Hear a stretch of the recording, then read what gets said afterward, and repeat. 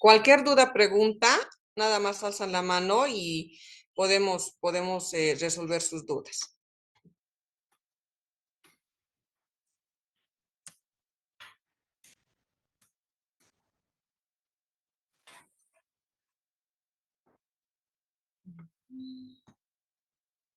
Ya.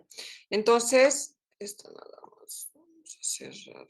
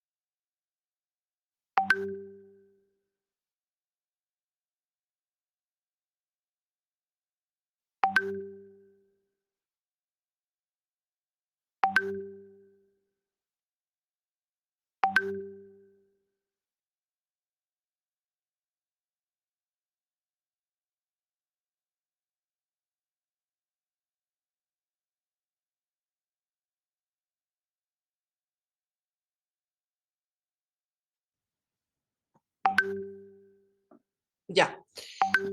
Entonces, cuando empezamos a realizar la historia clínica en pediatría, hay tres preguntas que nos debemos hacer cuando el papá o el paciente visita el consultorio. ¿Listo? Una de esas preguntas es, ¿cuál es el motivo que ha llevado a esos papás para que vayan con su niño a nuestra consulta? Segundo, ¿qué es lo que más le preocupa al papá? ¿No? Hay que preguntar por qué el señor lo ha traído y qué es lo que más le preocupa de todo eso. ¿Y por qué le preocupa? ¿No? Entonces, cuando un paciente viene acompañado del papá, estas son las tres interrogantes que tenemos que resolver.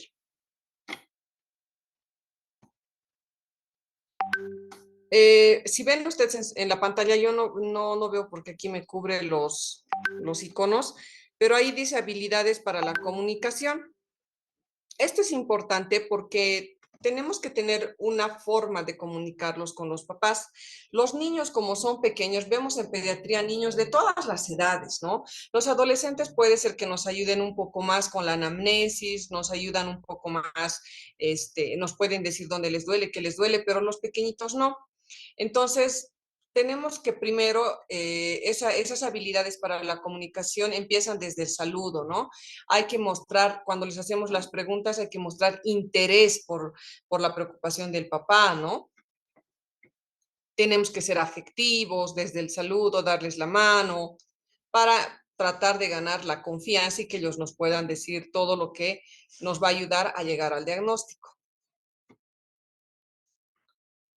Entonces, si entramos a hablar de las partes de la historia clínica, vamos a empezar por lo que es la afiliación.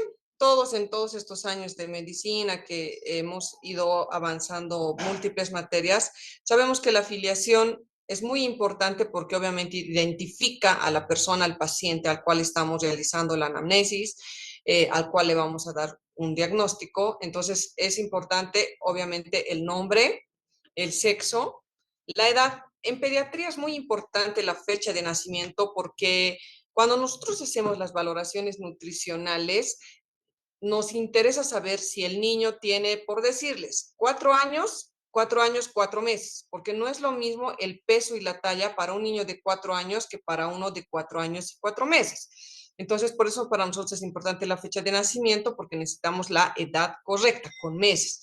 Y en los recién nacidos hasta semanas, ¿no? La procedencia y residencia es importante porque, por ejemplo, en la procedencia, ya de por sí, los niños que nos llegan con desnutrición aguda grave, emaciación o edematosa, son generalmente de el área rural, de lugares lejanos donde no hay ni centros de salud, ¿no? Palos Blancos, Caranavi. Y la residencia es dónde viven. ¿no? ¿Dónde vive el paciente actual? Bueno, el paciente y sus papás actualmente.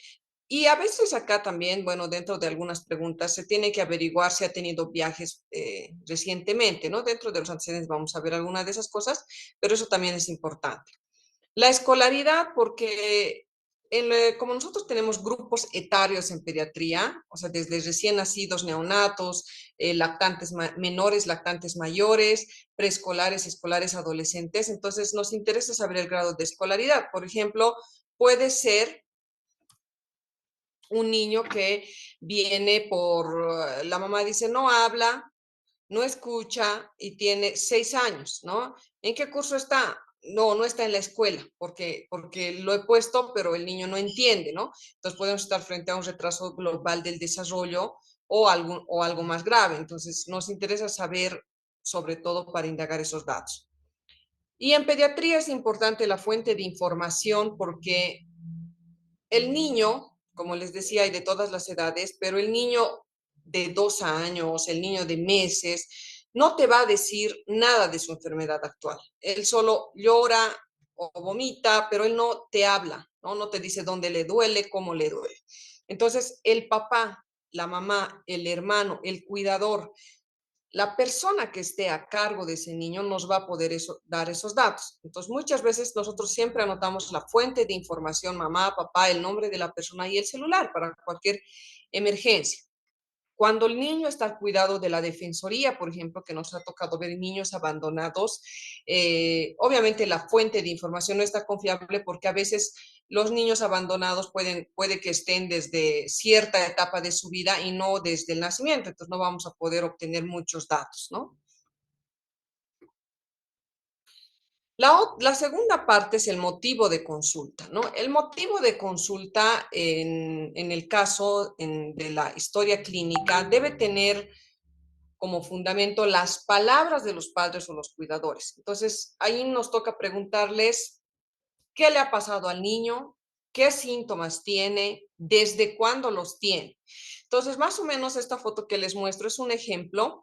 La historia clínica puede depender de institución a institución, pero en general casi siempre llevan todos estos puntos que les voy a dar de la historia clínica, ¿ya? En el caso del motivo de consulta, por ejemplo, nosotros en el hospital lo que realizamos es las palabras que el papá te dice, ¿no? Entonces, o a veces lo que los doctores interpretan, pero generalmente debería ser esto en las palabras que ellos te dicen, según el tiempo, ¿no? Digamos, deposiciones líquidas con moco sin sangre, 10 horas. O sea, hace 10 horas ha empezado este cuadro. Vómitos, este en paréntesis que dice 3, significa que 3 vómitos al día, hace 10 horas. Fiebre o alzas térmicas de 10 horas, ¿no? Movimientos tónico-clónicos, 8 horas. Entonces, lo último que ha acontecido en este paciente ha sido los movimientos tónico-clónicos, lo cual es la preocupación que le ha llevado al papá y lo ha llevado al hospital, ¿no? Ahora, haciendo otro ejemplo, acá, digamos, puede ser en un caso de dolor abdominal, ¿no? Dolor abdominal, el dolor abdominal, por ejemplo, puede ser agudo o crónico. Agudo es cuando es menos de un mes y el crónico es más de un mes. Entonces, nos interesa saber el tiempo. Sí, le duele su estómago. Ah, ya. ¿Desde cuándo? Ah, no, ya 6 meses. Dolor abdominal, 6 meses. Sí, pero doctora, desde hace 2 semanas vomita. Ah, vómitos, 2 semanas. Y aparte, hace 2 días ya se ha empezado a hinchar, edema, 2 días, ¿no? Entonces, todo eso nosotros vamos poniendo en orden cronológico. Esto nos ayuda bastante porque después viene el tercer punto, que es la enfermedad actual. Entonces, en la enfermedad actual, nosotros aparte de hacer, ahí sí utilizamos términos médicos, y aparte de hacer eh, una buena correlación y una buena anamnesis, o sea, preguntar bien al papá, siempre empleamos la cronología de la enfermedad para no confundirnos, ¿no? Y lo más importante en esta parte de la enfermedad actual es indicar las características de cada síntoma. O sea, a diferencia del motivo de consulta donde decíamos fiebre 8 horas, diarrea 3 días, aquí ya especificamos las características de cada síntoma. La cronología y las características es importante. La cronología, por ejemplo, muchas veces me ha tocado ver, ¿no? Dice, a referencia de la madre, cuadro de 3 días de evolución, náuseas, vómitos, y hace 3 semanas diarrea. O sea, no se entiende, ¿no? Entonces, esto lo hacemos con el fin de que se pueda entender mejor, ¿listo? ¿Cuál ha sido la historia de la enfermedad actual de este paciente? Por ejemplo, del mismo caso que veíamos acá, lo que han puesto es, a referencia de la madre, cuadro clínico caracterizado por presentar deposiciones líquidas, ¿ok? Y aquí ya le ponen la característica, con moco sin sangre, porque cuando un niño viene por diarrea, siempre debemos preguntar si tiene sangre o no tiene sangre, si tiene moco o no tiene moco. ¿Qué más hay que preguntar en diarrea? La frecuencia, porque sabemos que la definición de diarrea es alteración en la frecuencia y disminución en la consistencia, ¿no? De evacuaciones. Entonces acá le pone la frecuencia, aproximadamente 10 veces por día. Entonces ya hemos acá descrito las características de este síntoma propio, ¿no? Después dice vómitos en 3 ocasiones. Eso puede variar, por ejemplo, si a mí me dice vómitos, la mamá, yo le pregunto primero, ¿desde cuándo? Esta historia que les estoy mostrando, por ejemplo, es una historia que ha hecho un residente, ¿no? Un médico que está en formación para ser pediatra. Entonces, si a mí me toca hacer, yo le pregunto, por ejemplo, a la mamá, vómitos, ¿desde cuándo? Me dice, sí, hace un día, ya, vómitos hace 24 horas. ¿Cuántas veces ha vomitado en un día? 3, ya, en frecuencia de 3 por día. ¿Cómo ha sido el vómito, no? Y aquí eso le pone, ¿no? De tipo alimentario, ¿no? Puede ser gástrico, puede ser biliar, entonces fecaloideo. Entonces acá tenemos que poner esas características. Luego le pone, ¿no? Posterior alza térmica no cuantificada. Por ejemplo, en fiebre podemos poner cuantificada o no cuantificada, porque a veces la mamá viene y dice, sí, le he tocado la frente, doctora, y estaba caliente, ¿no? Y no tiene un termómetro, pero puede ser que venga la mamá y te diga, sí, estaba eh, caliente, lo he llevado a la farmacia, le han medido y estaba en 39. Entonces es cuantificada, ¿no? Entonces, otros datos de la fiebre, por ejemplo, es si de predomina, cuando la fiebre es prolongada, también hay definiciones de fiebre, ¿no? Fiebre sin foco, fiebre de origen desconocido, dependiendo del tiempo. Cuando la fiebre es de origen desconocido, digamos, aquellos niños que tienen fiebre 2 meses, 3 meses, hay que preguntar el predominio. Señora, le da más en la mañana, en la tarde, en la noche, a cualquier hora, porque hay enfermedades que nos pueden orientar, por ejemplo, las enfermedades como la malaria, ¿no? Que hacen típicas fiebres. Entonces ahí ya vamos buscando características del síntoma. Luego ponen, en relación a los movimientos tónico-clónicos, ponen aversión de la mirada y movimientos tónico-clónicos, por lo que llama a la ambulancia. En esta parte de los movimientos tónico-clónicos, por ejemplo, aquí le falta que si bien ha tenido movimientos tónico-clónicos, a veces cuando un niño convulsiona puede tener, no puede controlar esfínteres, entonces hacen pis a veces, ¿no? Entonces siempre hay que preguntar igual eso. Entonces mucho depende de qué síntoma quieres tú indagar para hablar acá en la parte de la enfermedad actual. Por ejemplo, en dolor abdominal, los que ya han pasado conmigo estos días, les había dicho que tenemos el memotécnico Alicia, ¿no? Donde tenemos que ver a la aparición, la localización, las características, la intensidad, ¿no? Entonces, utilizamos ese memotécnico para poder describir, ¿no? Entonces, mucho depende de qué síntoma para que nosotros podamos describir y preguntar. Luego, como cuarto punto, vienen los antecedentes personales no patológicos. En pediatría es muy importante esta parte de los antecedentes personales no patológicos, porque no solo preguntamos cuánto duerme, si se baña o no se baña. Acá la parte importante para nosotros, por ejemplo, es la alimentación. La alimentación va a depender mucho de si son lactantes, preescolares, escolares, adolescentes, la inmunización, el desarrollo psicomotor, ya un poco ya más que ustedes conocen, que es el apetito, el sueño, diuresis, higiene personal, ¿no? Vamos a las más importantes, vamos a desglosar. Por ejemplo, en la alimentación, tenemos que ver, como les decía, por grupos etarios. El neonato es el recién nacido hasta los 28 días. El lactante menor es menor de 1 año. El lactante mayor es de 1 año a 2 años. El preescolar es menos de 5 años hasta 2 años. El escolar, más de 5 años hasta 12, 11, dependiendo en varón o mujer, luego empieza la adolescencia, ¿no?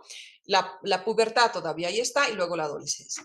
Entonces, para la alimentación, por ejemplo, si se trata de un lactante, menos de 6 meses, lo único que toma el lactante es lactancia materna o fórmula, leche, ¿no? No come. Entonces, si el niño es alimentado con lactancia materna y digamos, tiene 6 meses, nosotros hemos tenido muchos casos, por ejemplo, de desnutrición en un niño de 3 meses, de 2 meses, y uno diría, pero ¿cómo? ¿Cómo se ha desnutrido si solo se alimenta de lactancia materna? Entonces, cuando empezamos a preguntar en los niños, por ejemplo, que reciben lactancia materna exclusiva, las mamás nos dicen, sí, toma leche. Entonces, a veces en la historia ponen lactancia materna exclusiva, sin especificar nada, pero ya en una anamnesis más específica es, señora, ¿cada cuánto toma leche? ¿Con qué frecuencia? Cada 2 horas, pónganse que es un lactante menor de 2 meses. Toma leche cada 2 horas, cada 3 horas, cada 4 horas. La señora dice, mire doctora, le cuento que le doy leche y se duerme como desde las 8 de la mañana hasta las 11 o a veces hasta las 12. Entonces, si se despierta, le doy, si no, lo dejo dormir. Ahí hay un error de la frecuencia de alimentación. Porque si bien decimos que la lactancia materna debe ser a libre demanda, que el bebé debe tomar leche siempre que lo pida, también tenemos que vigilar los horarios. Por ejemplo, un lactante menor de 2 meses debe alimentarse cada 2 horas. Ahora es bien difícil medir la cantidad de leche que toma, pero un parámetro es cuántos minutos succiona cada mama. Entonces, si la señora dice, no, succiona 5 minutos, se duerme, lo vuelvo a despertar y otros 5 minutos, es bien irregular. ¿Por qué? Porque lo normal es 15 a 20 minutos, ¿no? Entonces ya nosotros nos orientamos a que hay una mala técnica de lactancia materna y probablemente esa es la causa de la pérdida de peso del niño y la de desnutrición. En un lactante, en cambio, que recibe fórmula, como pueden ver en la fotito, eso tal vez muchos a veces no tienen bebés en casa ni nada, pero esto es más o menos para mostrarles que una onza, este lado son onzas y estos lados son ml, ¿no? Una onza es igual a 30 ml. Entonces nosotros preguntamos de forma dirigida, señora, ¿cómo prepara la leche? Ah, sí, le cuento que le doy 2 onzas, o sea, hasta el número 60 de agua, y le doy media cucharillita. Y así no se prepara la leche. La leche se prepara 1 onza, 1 cuchara. Entonces, si yo le estoy dando así, le estoy dando una fórmula diluida que no tiene los nutrientes necesarios para el engorde, ¿no? Entonces, si se dan cuenta, ya la anamnesis de la alimentación, hasta en un lactante que solo toma leche, ya nos va a dar datos. La alimentación complementaria en el mayor de 6 meses, ¿no? Es importante porque siempre a veces nos ha tocado que vienen ya grandecitos, desnutridos de 8 meses y les preguntamos, señora, ¿a qué edad le ha iniciado la alimentación complementaria?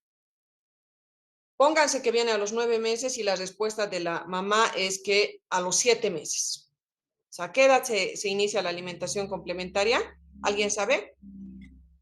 A partir de los 6 meses, doctora. Muy bien. Entonces, a partir de los 6 meses, ¿no? Entonces decimos, ¿qué ha pasado? Entonces, de los 6 a los 7, este niño se ha quedado sin comer. ¿Por qué es importante esto de la edad? O sea, no es, digamos, me gusta que a los 6 meses empiecen a comer, no, sino que se ha visto que las necesidades nutricionales de un niño son suficientes con lactancia materna hasta los 6 meses. A partir de los 6 meses, este lactante necesita comer para mantener esas calorías que le van a ayudar a engordar. Entonces, si me dice que de por sí de los 6 a los 7 no le ha dado nada y de los 7 a los 8 tampoco, y decían a los 8, tenemos 2 meses que hemos perdido que este niño no ha comido y probablemente esa sea la causa. ¿Listo? Entonces, eso es el tiempo, ¿no? Y lo otro es que puede que haya empezado a los 6 meses, pero que luego la mamá viene y te dice, doctora, le cuento que sí, le doy 2 papillas al día, solo come una cucharillita de cada papilla, pero toma leche cada hora. Entonces, igual hay una mala alimentación. ¿Por qué? Porque la comida pasa a primer plano después de los 6 meses y la leche a segunda. Entonces, si a este niño le dan comida cada hora, el estómago de este niño está lleno y no hay el tiempo necesario para el vaciamiento gástrico que le permita luego tener hambre y poder aceptar la comida. Son cosas que se tienen que corregir en el control del niño sano para evitar que estos niños entren en desnutrición. ¿Listo? La alimentación del preescolar. El preescolar es una etapa entre los 2 y 4 años, bueno, más de los 3, ¿no? Empieza más o menos a los 2, pero de los 3 a los 4 años, que son niños que a veces pueden tener trastornos de la alimentación, por ejemplo. Hay selectividad en los alimentos, ¿no? Con lo cual se conoce como pica. Son niños que a veces no les gustan carnes, no les gustan verduras, no les gustan, o sea, cierto grupo de alimentos, ¿no? Entonces eso también hay que indagar. En el escolar, ya es un niño que ha sobrepasado este periodo, tenemos que ver cuántas dietas tiene, ¿no? Cuántas comidas al día. ¿No? Luego nosotros ya más específicamente podemos hacer el recordatorio de 24 horas y la anamnesis semanal, ¿no? Que eso ya es más minucioso. Por ejemplo, en el recordatorio de 24 horas, solo para dar un ejemplo, como ustedes pueden ver en esta tabla, nosotros preguntamos qué ha comido el día de ayer desde que se ha levantado. Ponemos el desayuno, media mañana, almuerzo, merienda, media tarde, cena y si hay alguna colación más después de la cena. ¿A qué hora? ¿Dónde? ¿Qué alimento? Porque no se olviden que los niños van a la escuela y ese lugar nos interesa saber qué han comido, ¿no? Pero eso ya es más específico. Luego tenemos los antecedentes perinatales y en pediatría es importante los antecedentes perinatales. Antes de que se me vaya, esto, ya, habíamos hablado de esto de la alimentación que les desglosé. Sobre las inmunizaciones, eh, ¿cuántos conocen el carnet de vacunación del PAI? Está colgado en el Ministerio de Salud. Ahí está todas las vacunas que están dentro de nuestro programa ampliado de inmunizaciones de Bolivia y están qué enfermedades nos protegen y todo eso. Para nosotros es importante saber por qué, porque, por ejemplo, si un niño no ha recibido la BCG, ¿no? Y la BCG, ¿cuál es la función? De cubrir el 80%, de prevenir el 80% de formas extrapulmonares de tuberculosis. Entonces, si un niño no ha recibido la BCG y se contagia de tuberculosis de un adulto, ¿no? Su padre, su madre o alguien cercano a él, probablemente por la ausencia de esta vacuna, él no haga solo tuberculosis pulmonar, él haga una tuberculosis peritoneal, intestinal, osteoarticular. ¿Por qué? Porque como les digo, el, las vacunas tienen esa función, ¿no? El desarrollo psicomotor es otro punto muy importante. Solamente les decía que en el desarrollo psicomotor es amplio el desarrollo psicomotor, pero lo que más necesitamos conocer de forma gruesa son los hitos del desarrollo, o sea, los puntos claves del desarrollo. ¿Listo? Entonces, los puntos claves, por ejemplo, a los 3 meses sostiene la cabeza, a los 4 meses gira sobre su propio eje, a los 6 meses se sienta con apoyo y tiene la pinza, ¿no? A los 7 meses se sienta sin apoyo, a los 9 gatea, a los 12 se para, a los 12 hasta los 12,6 camina. Entonces, solo lo grueso, porque después eso es bien amplio. En la higiene personal, el apetito, el sueño, pues tenemos que indagar en el sueño porque no es lo mismo, no duerme lo mismo un lactante que un niño de 2, 3 años, ¿no? En el patrón de evacuaciones tenemos que preguntar cómo es el patrón de evacuaciones de ese niño, porque a diferencia de los adultos, por ejemplo, un neonato recién nacido puede hacer popó 8 veces al día y para él es normal. Y la consistencia puede ser semilíquida y para él es normal, no es diarrea. Pero un niño de 3 años, o sea, ya no, ese tiene que hacer su patrón de evacuaciones entre 1 a 3 veces al día y tiene que ser como las pastas de diente, como las salchichas. Eso es normal para él. Entonces, eso es lo que andamos preguntando ahí. La diuresis es cuántas veces, digamos, en el caso de lactantes, le cambia el pañal. En niños que ya van al baño, ¿cuántas veces va al baño? Eso, si se corta la transmisión, van a volver a entrar al mismo link. ¿Listo?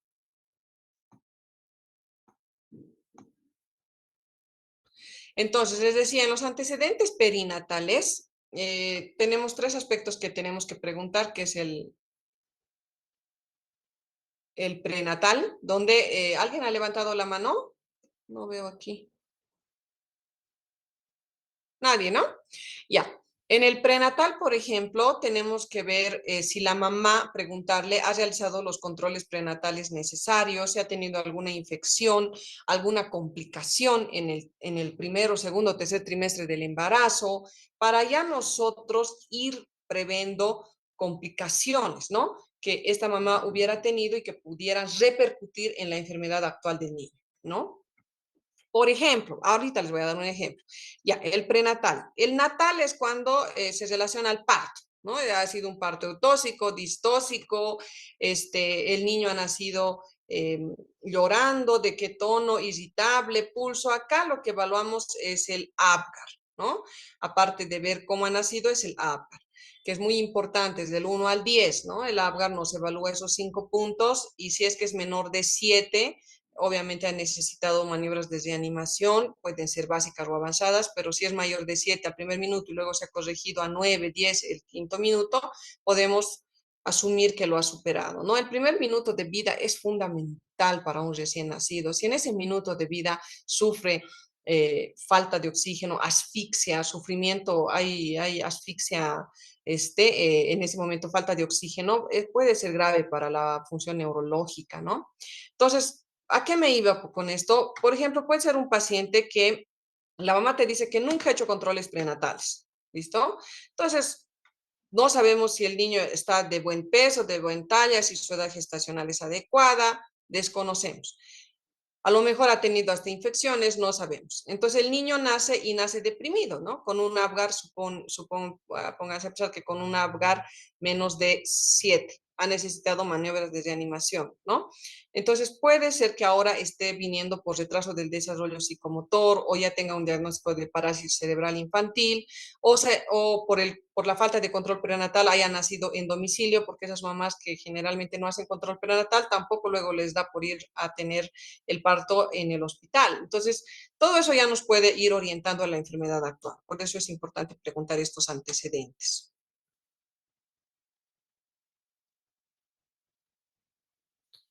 Ah, ¿alguien ha levantado la mano? Porque aquí me ponen en el chat, sí, doctora. ¿Alguna pregunta que tengan?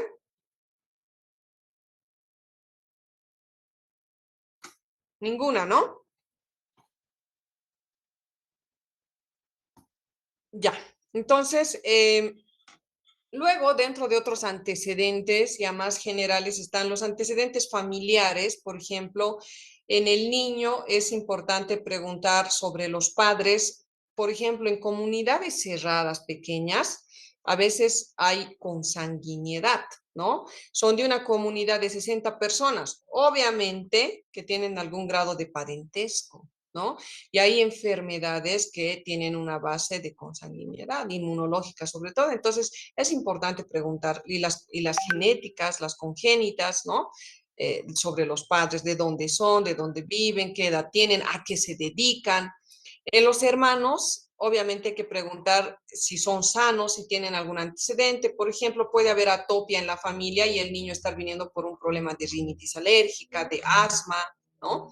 Si ha tenido algún hermano displasia de cadera, todas las enfermedades que puedan tener nos puede orientar también a la enfermedad actual del niño. En los abuelos para buscar antecedentes. Por ejemplo, en el área urbana vemos mucha obesidad. Entonces, cuando nosotros preguntamos si los abuelos han tenido diabetes, hipertensión, estos niños obesos con esos antecedentes de abuelos o padres que tengan estas enfermedades aumenta el riesgo, ¿no? Entonces ahí es donde es importante. Los antecedentes personales patológicos se refiere a las hospitalizaciones previas que haya tenido el paciente, a los diagnósticos previos, ¿no? Puede ser un niño que viene por desnutrición, pero de 10 años, pero ya tiene el antecedente de tener parálisis cerebral infantil desde los 2 años, entonces ya nos orienta a nosotros a saber que tiene una alteración en la mecánica de eglución, o sea, que no deglute, porque tiene parálisis cerebral infantil, ¿no? Por ejemplo, un niño, hospitalizaciones previas, por ejemplo, un niño prematuro que haya nacido y que haya tenido requerimiento de oxígeno los primeros meses de vida y que utilice oxígeno domiciliario y que se haya internado 3 veces por neumonía, nos hace pensar que puede ser un reflujo secundario, ¿no? Entonces, ya son datos que nos van a ir orientando. Cuando nosotros hemos preguntado el motivo de la enfermedad actual, los antecedentes, todo, pero puede que el niño tenga alguna otra enfermedad fuera de eso y que no nos digan, ¿no? Entonces ahí empezamos a hacer la anamnesis por sistemas, ¿no? Señora, ¿lo sigue alguna otra especialidad? Sí, lo ve el oftalmólogo porque tiene estrabismo. Lo ve el cardiólogo porque tiene un soplo que es inocente, ¿no? Entonces ya empezamos a buscar que no haya también otros sistemas comprometidos. Luego entramos al punto del examen físico. En el examen físico, primero que en pediatría puede variar lo que siempre hemos aprendido, ¿no? Inspección, palpación, percusión, auscultación. O sea, puede variar. ¿Por qué? Porque depende mucho de la edad, ¿no?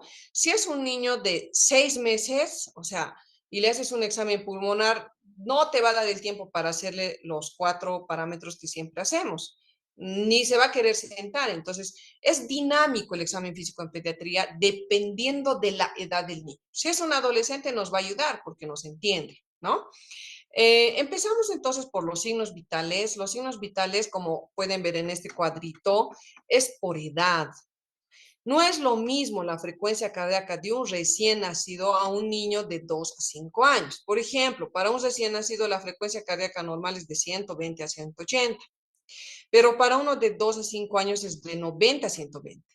Entonces, si este niño de 2 años nosotros le auscultamos en un minuto los latidos cardíacos y están en 180, está taquicárdico, ¿no? A diferencia de un recién nacido que podemos decir que todavía está en el límite superior. Entonces, esto varía de acuerdo a la edad. En este cuadrito hay algunos parámetros de la frecuencia cardíaca, respiratoria y presión arterial, ¿ya? Después sigue la valoración nutricional. Es importante la valoración nutricional, les decía, en pediatría, porque el niño es un ser humano en crecimiento y desarrollo.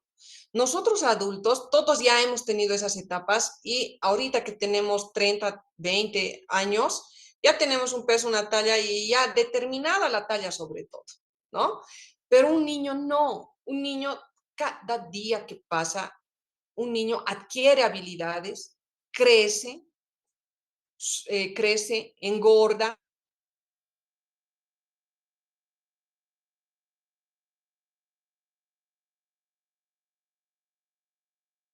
En el examen físico, lo que les decía, ¿no? Los signos vitales y la valoración nutricional, me iba a eso de las recomendaciones que cada niño, cada día es un día para él donde gana muchas cosas.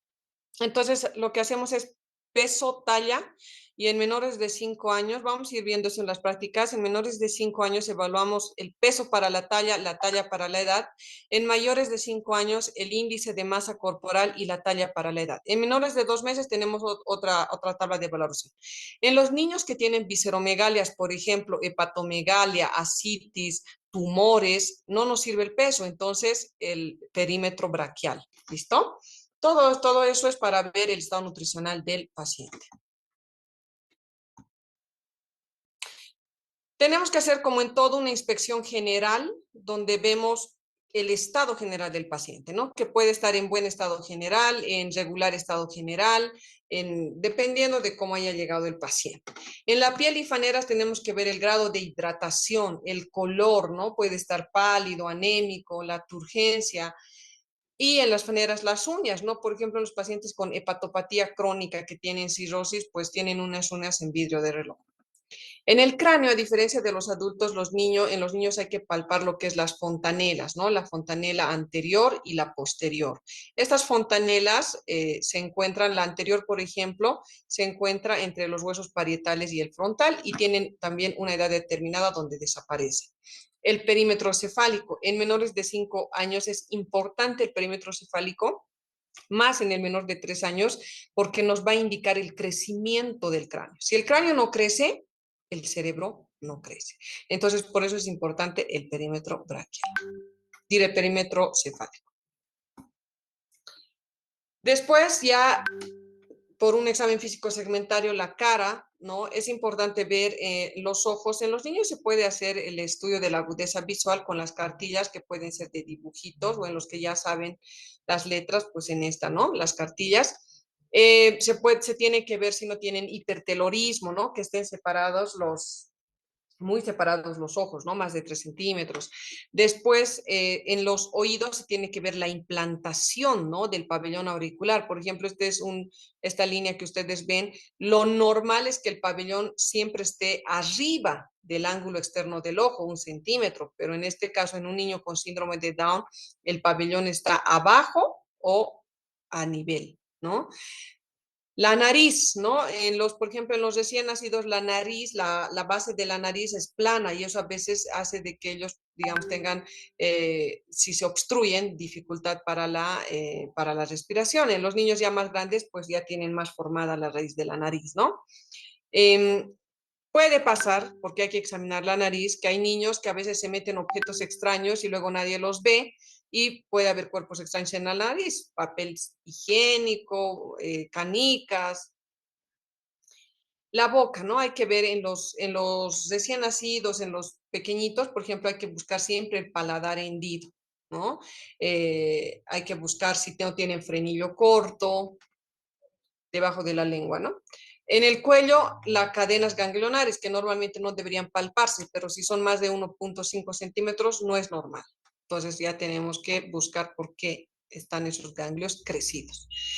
En relación al tórax, podemos encontrar un tórax excavado, como es en esta foto, o un tórax abombado, como de paloma, como de esta niña. En estos dos casos, si no hay repercusión clínica pulmonar que no impide la respiración, que el niño está tranquilo, no, generalmente solo se vigila, ¿no? Más es estético. En los pulmones les decía que podemos hacer la inspección, palpación, percusión, auscultación, pero en el caso de que sea un adolescente o un niño que nos colabore, porque después en los pequeñitos es muy difícil hacer todo eso. En el corazón debemos examinar los puntos, los focos, para auscultar, ¿no? En este lado, por ejemplo, para external tenemos el aórtico, en el otro lado contralateral el pulmonar. Más o menos ya en el apéndice xifoide tenemos el tricuspidio y el mitral en el lado izquierdo, ¿no? Como se ve aquí en la quinta costilla, en el quinto espacio intercostal, cerca de la línea mamilar. Eso para examinar el corazón. Hay que buscar en niños soplos, arritmias, podemos encontrar en los pulsos, por ejemplo. Después en el abdomen, para el abdomen es importante, si ven ahí, dividir al abdomen en 9 cuadrantes, ¿no? Esto nos va a ayudar más fácil al examen físico, ¿no? Entonces, estos 9 cuadrantes incluyen lo que es el hipocondrio derecho, el epigastrio, el hipocondrio izquierdo, el flanco derecho, el mesogastrio, el flanco izquierdo, la fosa ilíaca derecha, hipogastrio. ¿Por qué hay que tener en cuenta esto? ¿No? Porque viene el paciente y dice, dolor de inicio súbito, dolor abdominal de inicio súbito que ha empezado en el epigastrio, pero ha irradiado a fosa ilíaca derecha, de intensidad 10/10 en la escala de Van lógica, y Sí. cuando tú le palpas es típico una apendicitis, ¿no? Entonces, por eso es importante tener más o menos la idea de esto para revisar al niño. En la columna vertebral podemos encontrar, como aquí ven, algunas deformaciones de la columna, como la escoliosis, que es esta angulación lateral, la cifosis, que es la joroba, comúnmente conocida, la lordosis, donde hay un ángulo muy prominente hacia adelante, ¿no? En las extremidades, en los niños, se pueden fijar en las manos si tienen polidactilia, sindactilia. Polidactilia cuando hay más de los dedos que debería haber. Sindactilia cuando al contrario, no hay dedos unidos o a veces falta un dedo. En las rodillas es común ver en algunos niños, esto es por ejemplo normal, pero en algunos niños pueden encontrar esto como en arco. Esta disposición en arco de las rodillas, perdón, se conoce como genu varu, ¿listo? Y esta disposición donde las rodillas tienen un ángulo hacia adentro y chocan las rodillas, genu valgo, ¿no? que pueden limitar en algunas veces la función, entonces por eso se debe diagnosticar. En los pies puede haber el gen uvaru también y el gen uvalgo, ¿no? Los pies. El pie plano, por ejemplo, es generalmente hasta los 3 años y no tienen la curvatura que debería tener la planta del pie, entonces eso puede condicionar a que se tropiecen los niños constantemente, ¿no? Si ya tienen más de 3 años, entonces ya necesitarán algún manejo con plantillas o algo, ¿no? En las caderas, pues hay que ver en los pequeñitos de 3 meses lo que es la displasia de cadera, ¿no? Genitales, en los adolescentes, por ejemplo, para genitales hay que saber la escala de Tanner para ver el vello púbico y todo eso, ¿no? Hay que poner Tanner 1, Tanner 2 para diagnosticar retraso de la pubertad, pubertad precoz, todo eso. En el examen neurológico hay un Glasgow modificado para pediatría, el cual manejamos, pero casi siempre igual eso es en el examen neurológico el paciente activo, reactivo, irritable, cómo está el paciente, ¿no? Y el Glasgow en el caso de traumatismo cráneoencefálico modificado, ¿no?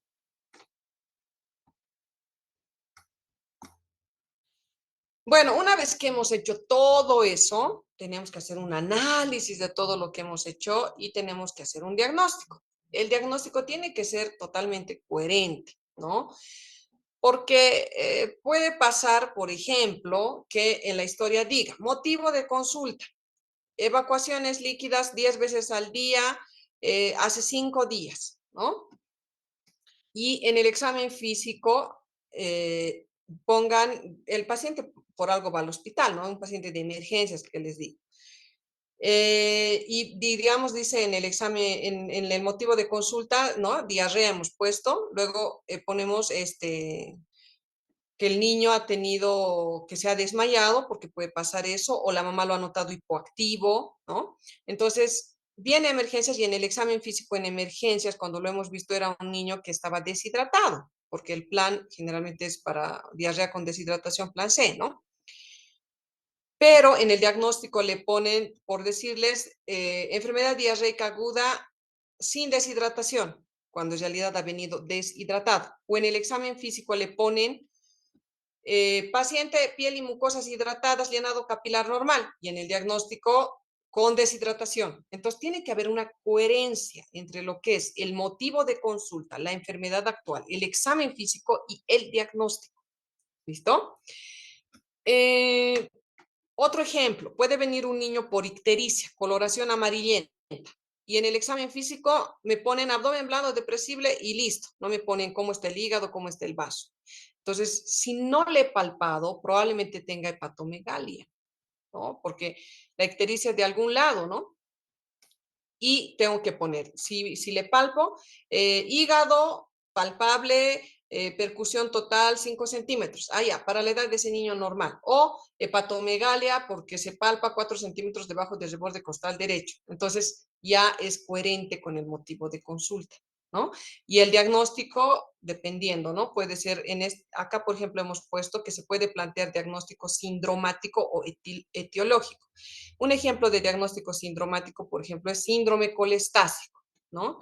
O otro ejemplo etiológico es amigdalitis estreptocócica, porque sabemos el agente. Aquí, por los signos y síntomas, sabemos que es un síndrome colestásico, es un niño que viene amarillo, con bilirrubina a predominio directo, entonces decimos síndrome colestásico.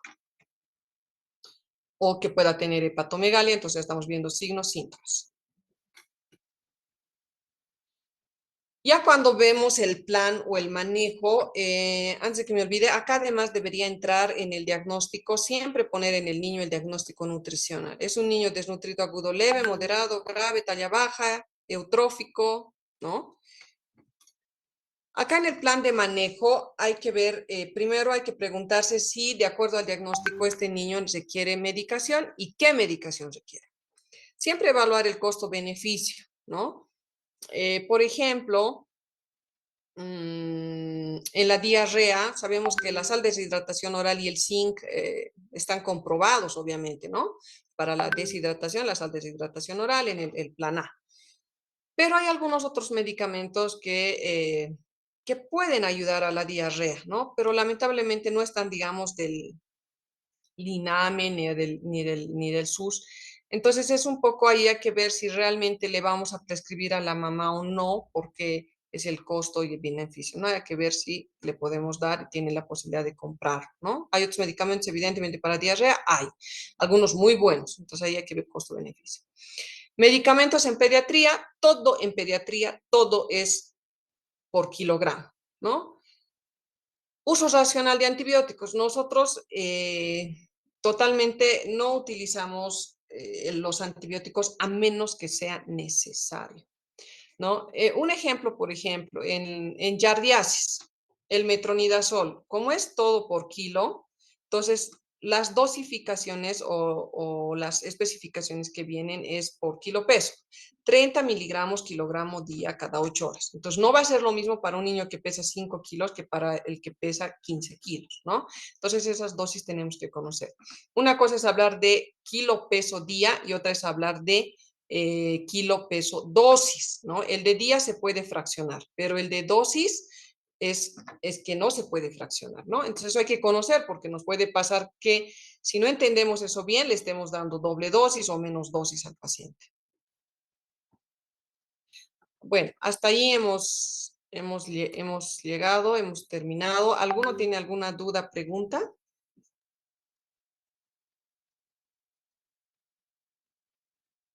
¿Todo bien? ¿Todo bien? ¿Nadie tiene dudas, preguntas? Todos los que vayan a ir a su práctica, como están aprendiendo a hacer esto, sobre todo es bien importante la parte del análisis. Cuando tú tienes la historia de la enfermedad, el motivo de consulta bien redactado y el examen físico bien realizado, vas a hacer un buen diagnóstico. Entonces, siempre que tengan duda, pregunten, ¿listo? A sus doctores, a los docentes, pregunten, porque ese es el objetivo de las prácticas, ¿listo? Listo, chicos. Entonces hemos terminado. Buenas noches, que descansen.